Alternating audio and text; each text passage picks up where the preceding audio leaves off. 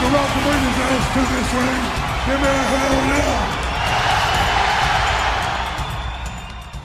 yeah. Okay, back inside of a. Are we okay? Yeah, Okay. yeah, I'm okay. I got some. I'm seeing something weird here on the screen. It kind of caught me off guard. All right. Okay. Anyway, We're good. I'm WB Ward, And I'm Chip Douglas. and Jim Ross is not here. No, he's not. No, I was hoping to see him curled up outside of the studio door when I came in, and he wasn't there. Oh my gosh, You just can't depend on somebody. that bastard. You know, I would like to have him on.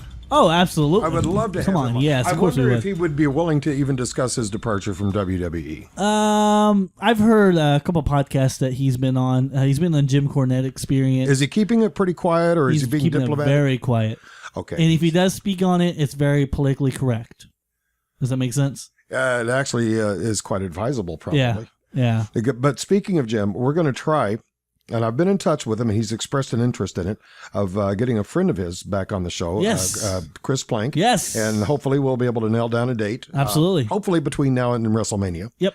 I'd love to have his input on. And our old friend Marcus Hathcock, he's going to be back on the show before WrestleMania. So we figured, heck, why not? You know, we're gearing up for WrestleMania. Let's bring all our guests in. Let's get all their opinions, and because hey, this is the granddaddy of them all. Absolutely, So- absolutely. But I was still disappointed to not see Jim Ross, Oh yeah, me too. and he probably was in shame because he probably forgot to bring his barbecue sauce. Where did that come from, by the way? I have no idea. Did you just think that up? Just people I wish were here. Just people I wish were here. If that's the case, why isn't Jennifer Lawrence outside the door? Jennifer Lawrence. Hunger Games. I've never seen the show. Oh, that's a movie, I've never seen the show. and you're really yeah. Okay, but I could wish the same for AJ. That's true. That's true. There we I'm go. sorry, I used a non-wrestling reference. And shame on you for that. I know. I mean, you betrayer. You betrayer. Okay, Jeez. we got a lot to talk about. Lots to talk about today. Let's go over our first. We'll start off with the regular things with the social media. Yes, which is our Twitter, which is SCI_wrestling, and our Facebook page, which is Squared Circle Insider Wrestling. And then also you can email us with any questions that you might have about professional wrestling, or just comments that you might have about our show. You can do that at SCI@WBWard.com. Again, that's SCI@WBWard.com. I'm impressed. I didn't think you'd remember the email. Absolutely, I'm a promo guy. You be promoing. And don't forget, now if you do send us an email, you can make this as a general question of if you've ever wondered about anything about pro wrestling, you can put that in there. If you want, now this is kind of the fun thing. If you do put it in as a stump the chip kind of deal, Yes. be sure to include. Now I will know the answer because you're going to send me the email. I'm the one who gets them, not Chip. Okay. Right. But be sure to include some kind of documentation and more than just somebody's blog or something like that. Because if we're going to be doing some facts here, let's make it factual. Wouldn't that be an awesome thing? Absolutely. Okay, I'm still trying to stretch out time because we still got like 15 seconds here to go. For what? Well, we got to now we're down to about 10 seconds now because For what? we want to do something. You have me at the edge of my seat. We want to do something that What we are normally you do. talking about? We are talking about the one, the only, the immortal. Oh, there he is. That's the one. There's Michael. Oh, that's some stalling now. Here we go. We played that very well, my friend. Yes. Oh, And so this week's Tweet a Week is brought to you by a new follower of SCI Wrestling. What a pair of idiots. Then also, I just want to say for the fact we're up to 104. Hey. And this is actually one of our few female followers. Woohoo. So you are her initials AJ? No. Oh, No. okay. She's a WBE fangirl, though. Well, now that's got to be something kind of good. So with her, well, her tweet it's more of a quote Let me show you my from ring a post, baby. from a promo from an old WCW Nitro. Oh. And it's worth repeating. It's a great tweet. It's worth repeating as a tweet a week because it is really funny. Do you remember Diamond Dallas Page? Yes, DDP. Oh wait, do you remember his wife Kimberly? Yeah. Oh, yes. Okay, so Scott Steiner made this quote about DDP and Kimberly. Mm-hmm. So while you'll be in the hospital bed screaming in pain, your wife will be on her back screaming my name. Oh, And that comes from Helen Fago, Fago, Fago. With a quote like that, I would have expected hell in a handbasket. Exactly. Man, Helen, my hat's off to you, darling. That was good. That's a good good one. quote from Scott Steiner. Keep them coming in. Keep them Big coming Papa in. Pump.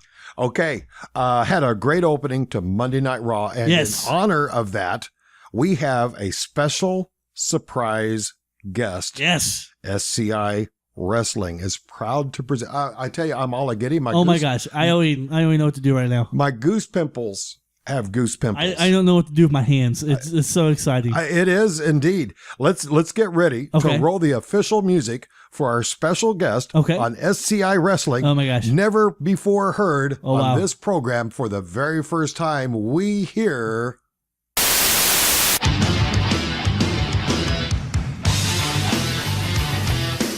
Oh man, I just can't believe this. And did he not show up? No.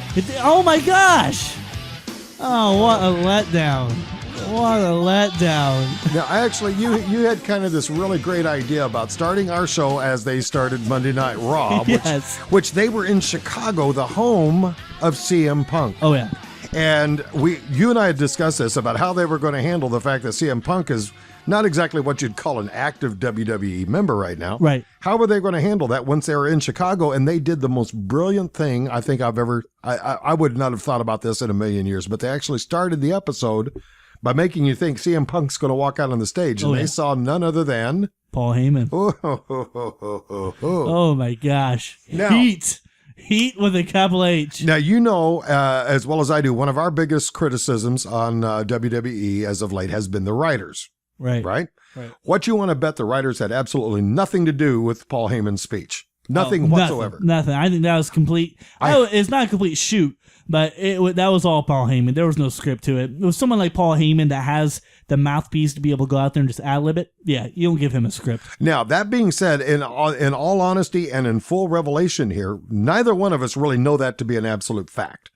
We could be wrong. Yeah, we could be wrong. It could have been written, and Paul Heyman just did a tremendous job of performing the role.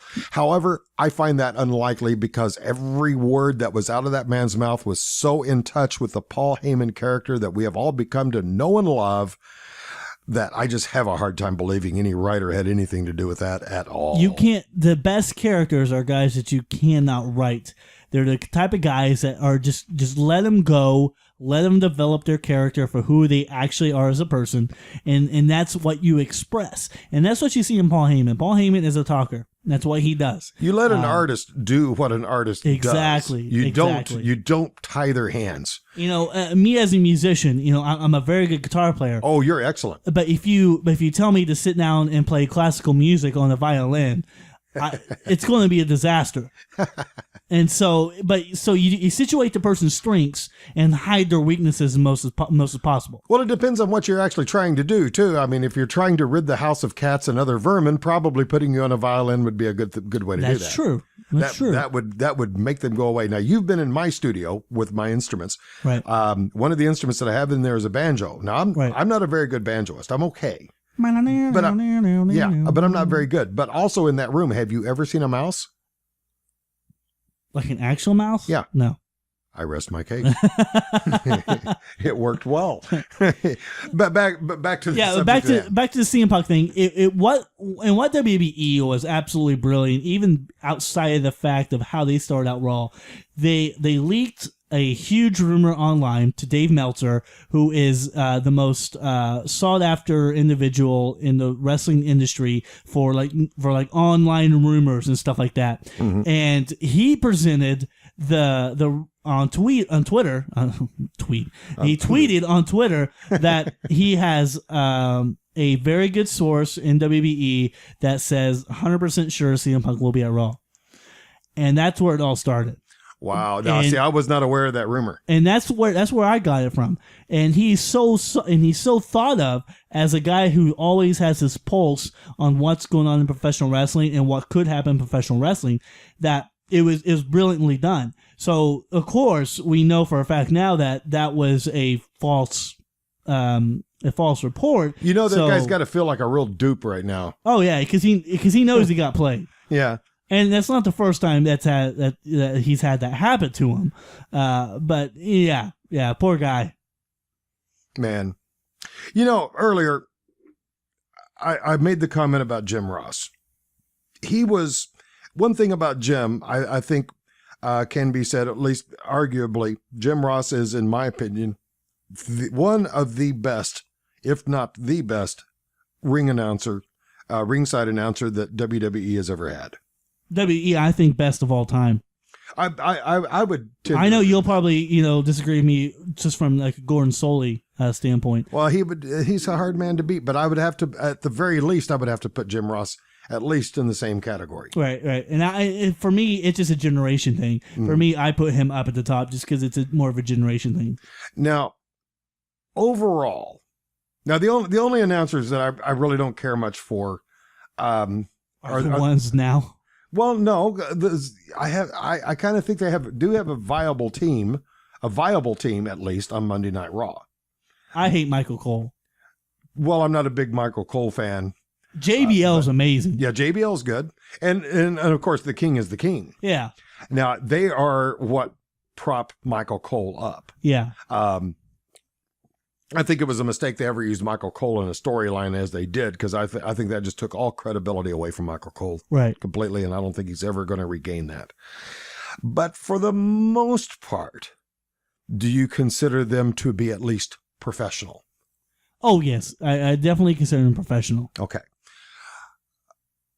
I almost hate to bring this up. Where are you going? Because I don't like to sling mud. Okay. That's always a good setup. In television, do you know what a director's feed is? Have you ever heard the term? I've heard the term. I don't know what it is. What the director's feed is when you can hear the microphones, the director calls, and things like that. I uncovered a piece of audio. Okay. From a Monday Night Raw that was recently done, February 10th, as a matter of fact. Okay. You can clearly hear the voices of JBL, Michael Cole, and Jerry Lawler. This presumably took place during a commercial break. This was if you search on YouTube for WWE Backstage, you can get a lot of directors' feeds and I don't know how these people are tapping into this. There's got to be some fairly easy way of tapping in where you can hear what are their earpieces called? Oh, just their in-ears? Yeah, it's a three-letter acronym. IFBs. Oh, okay. You can actually hear what's being fed into their IFBs. Now, in this particular cut, though, what you're hearing are the announcers' mics, because they leave them on even during the commercial breaks, and they're still rolling tape. I don't know how this person stumbled across this, but this is the actual tape that was made during one of the commercial breaks on Monday Night Raw of February 10th with those three real professional announcers. And just as a setup, the crowd had been chanting CM Punk, CM Punk, CM Punk. Let's listen in here for just a moment and listen to their reaction to this crowd. Oh, there you go. That'll drown out soon. How about go away? Go away. Go away. Go away. It doesn't last long, does it? No, it doesn't. There's not a lot of determination to that chant. 17,491 is the number tonight, guys. Sold out. Okay, now there at the end of what you heard was Michael Cole getting his feed from the director. Wow. But that's not exactly what I would call respectful. Wow, I haven't heard that. That is, wow, that is, I imagine, now these guys, they're on the road most of their lives, and every Monday night, and then on Tuesday or Wednesday nights they're taping for SmackDown. SmackDown and Main Event. Main Event, yeah. So they hear this night after night after night after night, and that's got to weigh on them. Yeah. Still, when I worked in television, the one thing that amazed me is how many of the newscasters and things, people like that, would hang around microphones that were on the set, and they never acted like the microphones were live. And so that's how bloopers are done. Somebody in the sound room accidentally hits a switch, puts them on the air. That could have happened here. Unfortunately, it didn't. Now, how it wound up on the internet, I don't know. Of course, that could be, any one of 1,000 different ways. But that is kind of revealing as to how this is weighing upon the WWE personnel. All of a sudden, these three professional announcers. Now, Michael Cole, I'm not surprised about, but I was kind of surprised with JBL and especially King. Especially King, yeah. That one kind of surprised me more than anything. I don't know. Let's switch shoes. Let's go back to when he was on top at Memphis territory, and he was gone for a certain amount of time, because he always took kind of a little like 6 to 8 month hiatuses to kind of recharge the battery and to build the new feuds and stuff like that. And there were Lawler chants, to be started within that. How would he have felt if the announcers were like, oh, great, here they are again. Let's wait for the Lawler chants to die down. I mean, come on. Listen to the people. Yeah. They got the storyline of it's good for business. So I'm wondering when they're going to actually start adopting that philosophy. Sounds like they already have. Now the way they opened this Raw, this was just fantastic. However, those kind of comments, even though they were on mic. You can't say that these were off mic, because the guys were right there and they're wearing their microphones. It's not like they don't know they have microphones on them. Undoubtedly, they know they're still rolling tape even during commercial breaks, so they know it's being recorded. You would think the announcers would be a little more careful in what they say. You would think. I know I've been in many situations in television studios where the announcers, newscasters would say a cuss word during a commercial break. When they thought they were in a commercial break, they were actually being broadcast. Right. But that's only because they don't develop the philosophy of treat every microphone like it's a live microphone. Right. Just like you would treating any gun as a loaded gun. It's just a wise thing to do. Yeah. But that was just disappointing. Yeah, it's kind of heartbreaking, to be honest. It is. Do you think CM will come back? Yes, I think it's just a matter of time. I don't know. It's water underneath. Eventually it's going to be water underneath the bridge. No, I don't think so. And here's the reason why. For the time being, Vince McMahon is leaving the door open. CM Punk sells a lot of merchandise. CM Punk can sell a lot of tickets. The more time that does pass by, of course, his son-in-law is taking over more and more control, and will eventually have total control along with Stephanie. He already has creative control. Already has that. Eventually, some of those doors are going to be closing. Yeah. Some of those doors are not going to be open. Right. And he'll probably always be welcome back, but I think they're going to tighten up the restrictions the more time that goes by. Because Vince McMahon has always been famous for bringing people back and just basically giving them whatever they wanted, just because of the fact that they could sell tickets and they could produce the merchandise available. With CM Punk's case, I think it's a mutual thing, and to me, I think CM Punk's kind of burned out right now, which is why we're not seeing him. Apparently, he's ruffled some people's feathers with being gone, and he's not exactly been quiet. No, I think he's been quiet to a certain point. After the fact, he's been very quiet as far as he's not throwing WBE underneath the bus about anything. Well, no, that's true. I think he's still keeping it professional. But like I said, apparently he's ruffled some people's feathers. Case in point, what we just heard with Jerry King Lawler. Obviously, he's frustrated some people. So we'll see where it goes from there. Terrible thing. It's so sad. Triple H does business a completely different way from Vince McMahon. Well, but I think he is a little bit more introverted than Vince was. In other words, from what point? Well, not introverted in the sense that he keeps to himself, but I mean introverted to the. Oh, maybe introverted is not the word I'm looking for. Narcissistic would be more of the term. Okay. Now Vince is very narcissistic, no question about it. I think Hunter puts him to shame, though.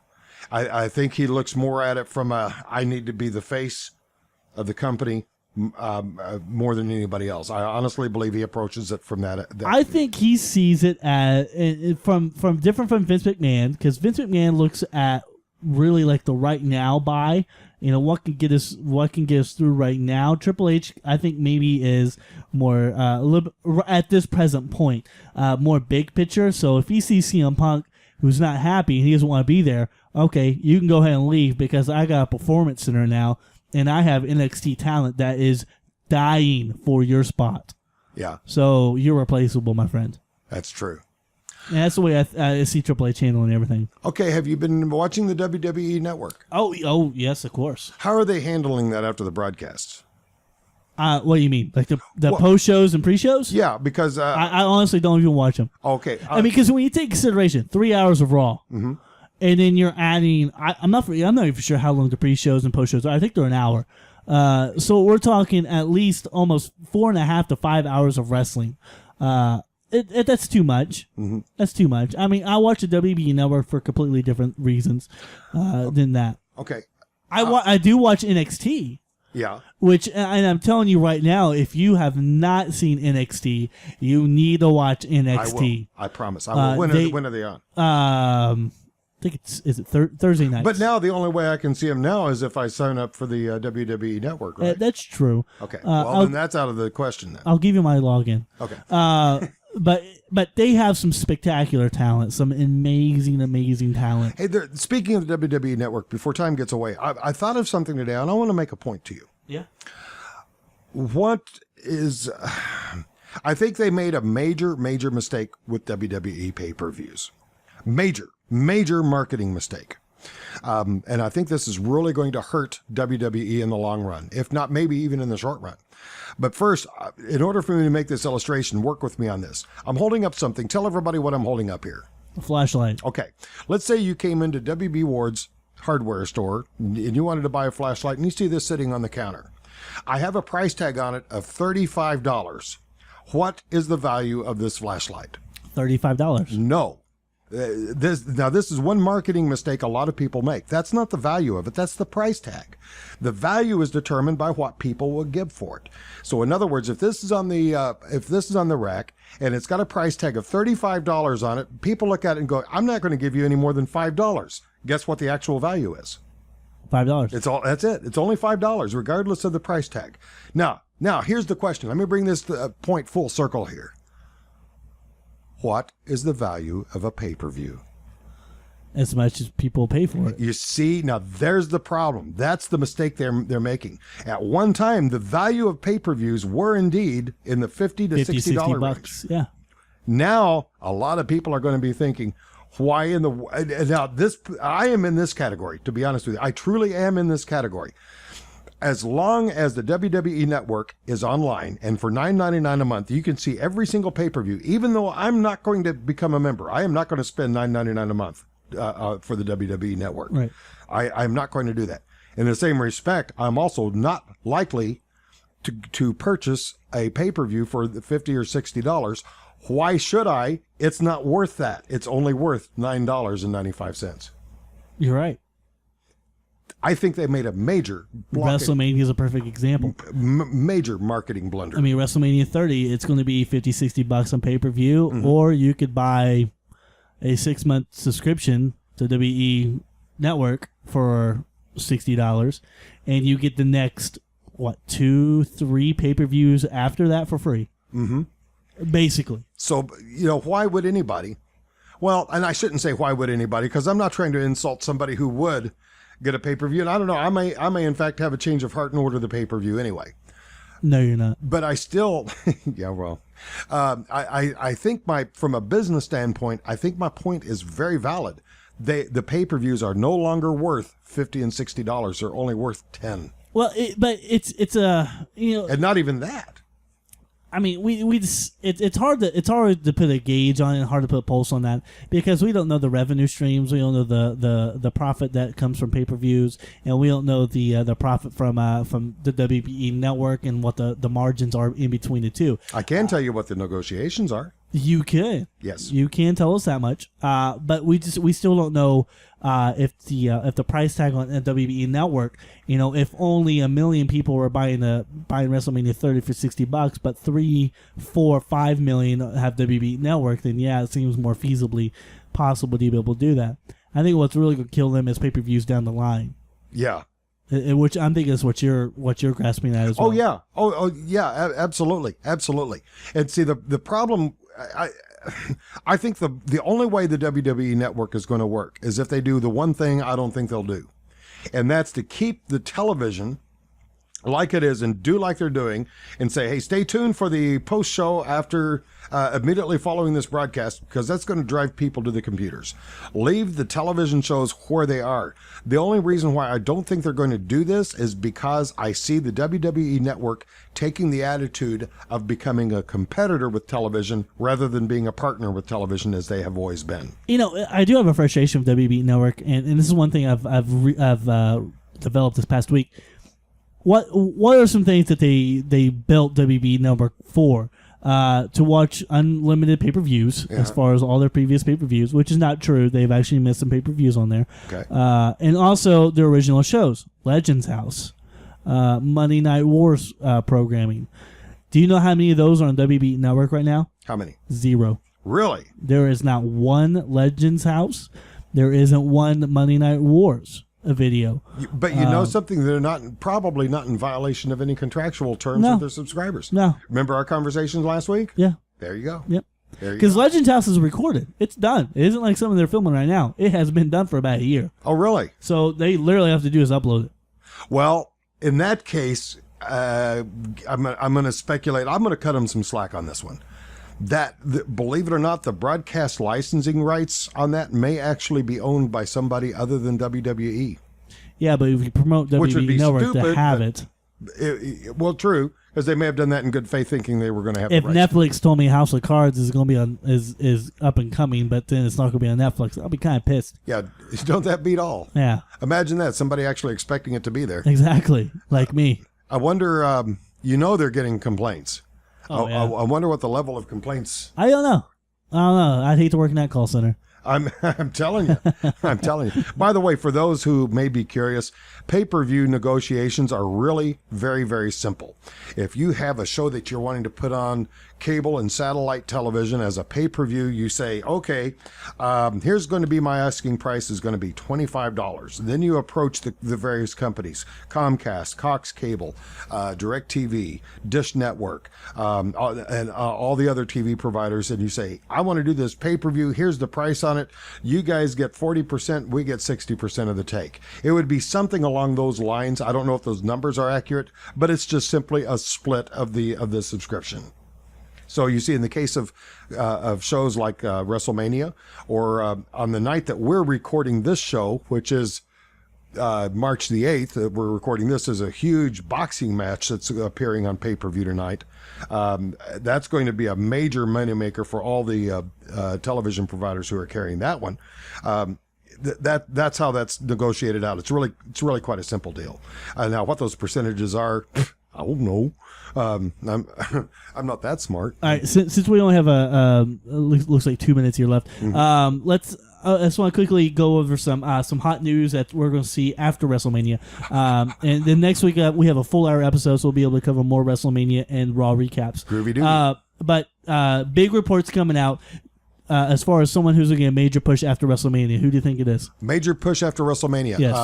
The little guy. Little guy. Not Hornswoggle. Guy got a lot of tattoos and wears a mask. Rey Mysterio. Rey Mysterio. No. Oh.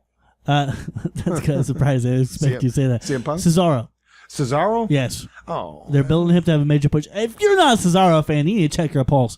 That man has been putting on great performances week in, week out. Lose those stupid sweatbands on mid-thigh. Oh, those are great. It's a gimmick. And also, big reports coming out that Vince McMahon will also be returning to WWE TV back in April. In April. Is he so coming basically up in his after wheelchair? WrestleMania. Huh? He's going to be wheeling up in his wheelchair, We'll see. followed by his nurse. We'll see him do the strut down the aisle, and hopefully he doesn't tear his quads again. Or tear his pants.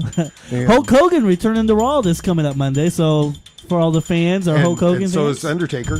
So is Undertaker. Hulk Hogan's have a major announcement, and my prediction is going to have to do something with the main event of WrestleMania and possibly Daniel Bryan's involvement in the title match of WrestleMania 30. He better be in that lineup. Yes. We're gonna have some more audience problems. Hashtag yes movement. Absolutely. Hashtag yes movement. Absolutely. Join us next week for more right here on SCI Wrestling. SCI.